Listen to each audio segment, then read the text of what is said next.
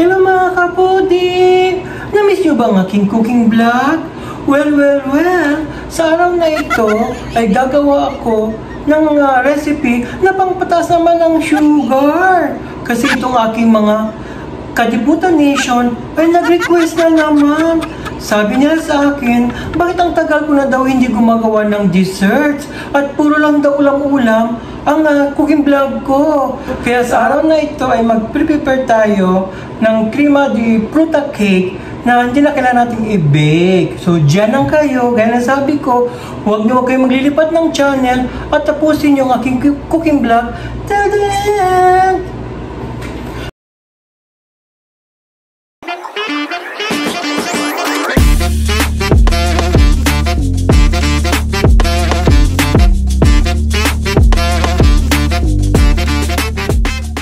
Ang una natin gagawin ay maglalagay tayo ng 1 cup water. Ayan. Tapos, isusunod na natin itong 1 can evaporated milk.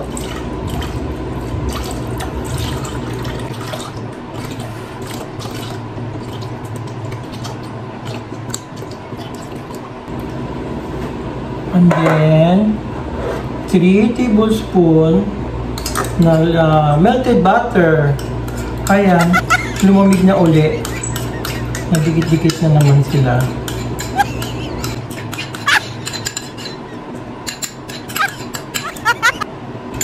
Tapos, 1 teaspoon ng vanilla extract.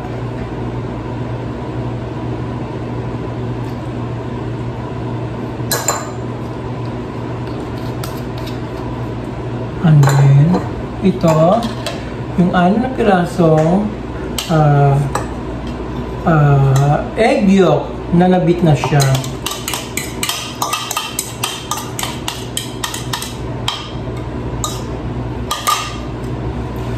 Tapos, ito, 3/4 cup ng white sugar. I-stir nyo muna siyang paganyan. Ganyan. Ayan. Tapos, dadalhin na natin siya sa gas stove.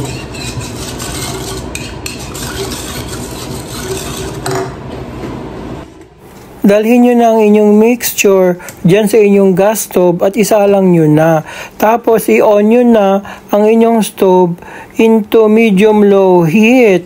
Tapos, continuous stirring lang kayo hanggang sa ma-achieve nyo ang lukewarm na yung temperature ng tubig niya. Halukay lang kayo ng halukay dyan para hindi siya magdikit-dikit. Kasi kung hindi nyo halukayin ng halukuyan yan, may tendency na mamumuo ang mixture nyo. Tapos, kapag na-feel nyo na nasa lukewarm temperature na ang water niya, kuhanin nyo na ang inyong 1/2 cup flour. Tapos, ilagay nyo na din dyan. Naloka naman ako. Nabulol na naman ang tita nyo. Pasensya na kayo, guys. Tapos, hayan ulit. Halukay na naman ang halukay. Kailangan, skills nyo talaga ang maghalukay.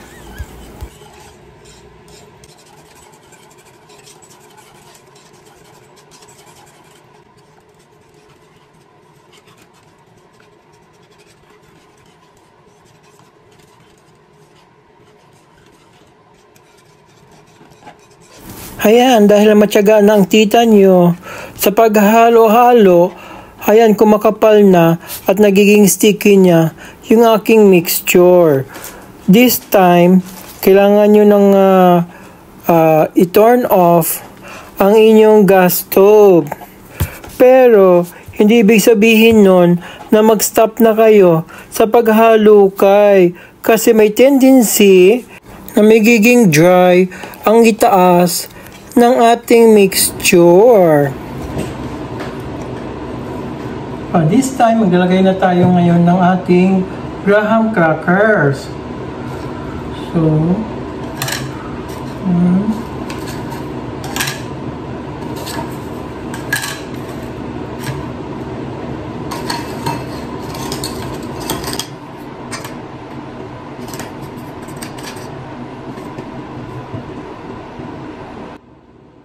Sa stage na ito ay papatungan nyo ng custard mixture ang ibabaw ng inyong graham crackers.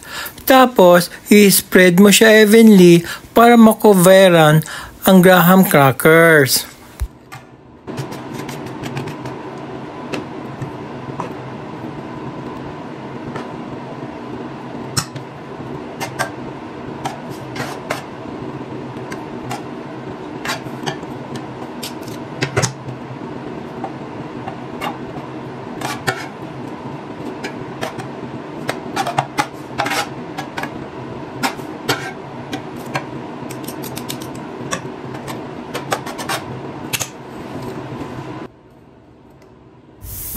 And then, sa next layer ninyo, ay maglalagay na naman kayo uli ng graham crackers.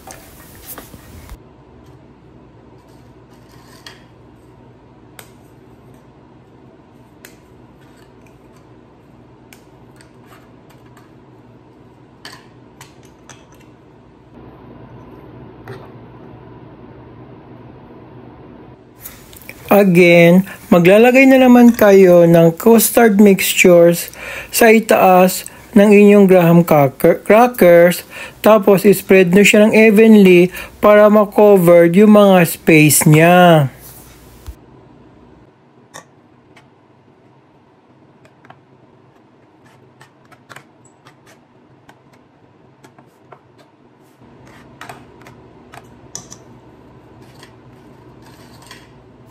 Bali, ito na yung last at third layers na paglalagay ninyo ng graham crackers.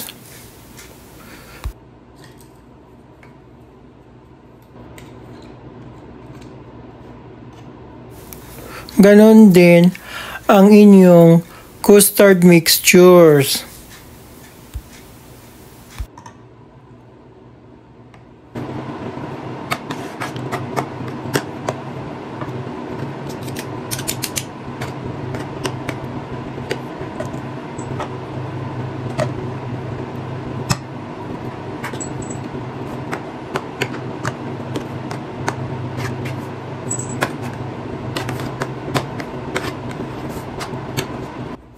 Ito na yung stage na maglalagay na kayo ng inyong fruit cocktail na isang lata.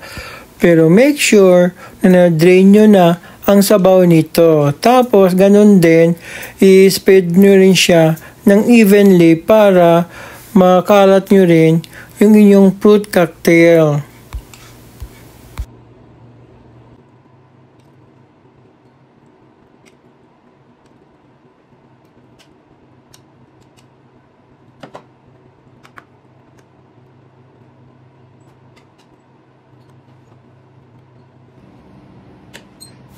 Pagkatapos, ganyan na ang magiging itsura niya.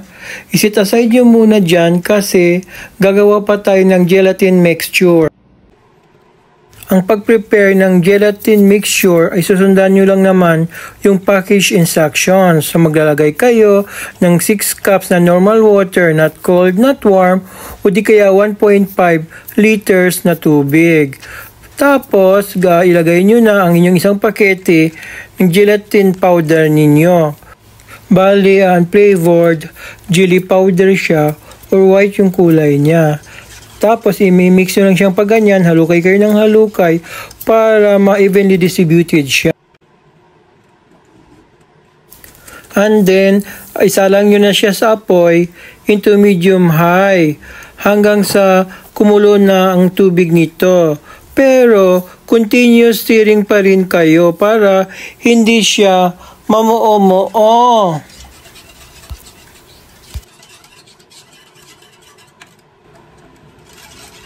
Hala, halukay lang kayo ng halukay dyan.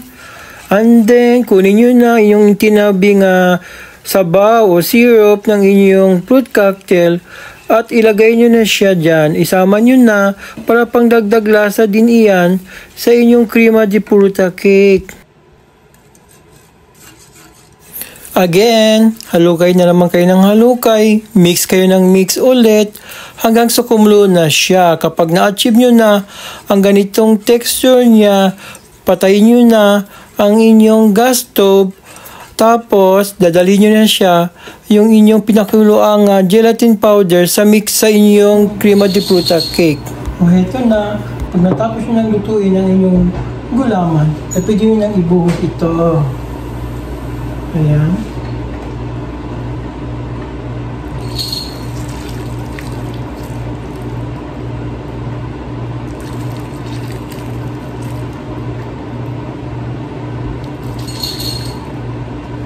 Ayan na.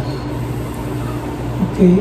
Tapos, lalamigin nyo muna ito at saka nyo siya ilagay sa loob ng refrigerator. Okay? Ito na guys.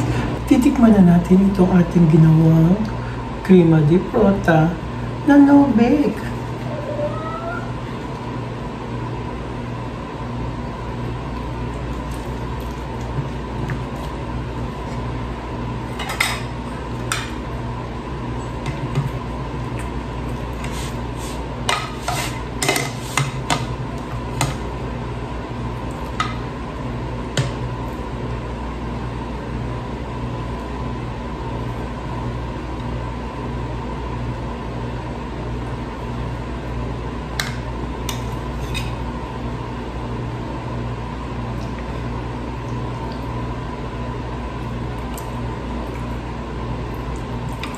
Ang yaman niya.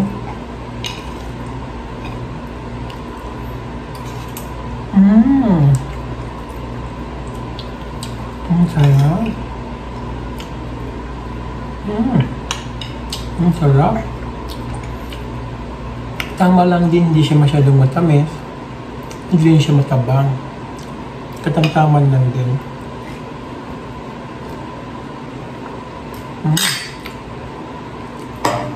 I like it.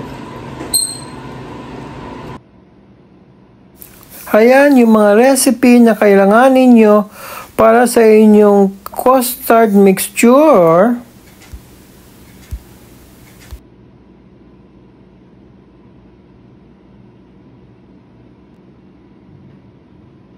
At ito naman yung mga recipe na kailangan nyong bilhin para sa inyong molding tray.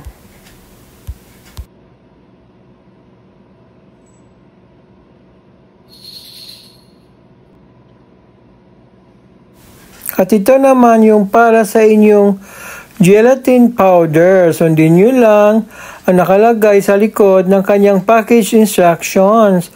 At huwag nyong itatapon yung sabaw ng inyong fruit cocktail can kasi gagamitin nyo pa iyan pangpalasa din. O paano? Sana nagustuhan nyo yung aking cooking vlog na crema di fruta pero wala siyang bake. Ang sarap-sarap kaya nitong ihain, lalo na tuwing may Pasko at tuwing may handaan. Kasi napakasimple lang niyang gawin at hindi siya ganun ka-expensive ang kanyang mga ingredients. Muraita lang siya. Kaya ano pang inaantay nyo? Gayahin nyo na ang aking cooking video vlog at mag-prepare na kayo ng inyong crema di fruta na di na kailangan pang i-bake. O paano, dito na magtatapos ang cooking vlog ni Chururut sa inyo sa araw na ito at sana abang-abang na lang kayo sa akin pang susunod na cooking vlog at panoorin nyo pa rin ang iba ko pang mga recipe.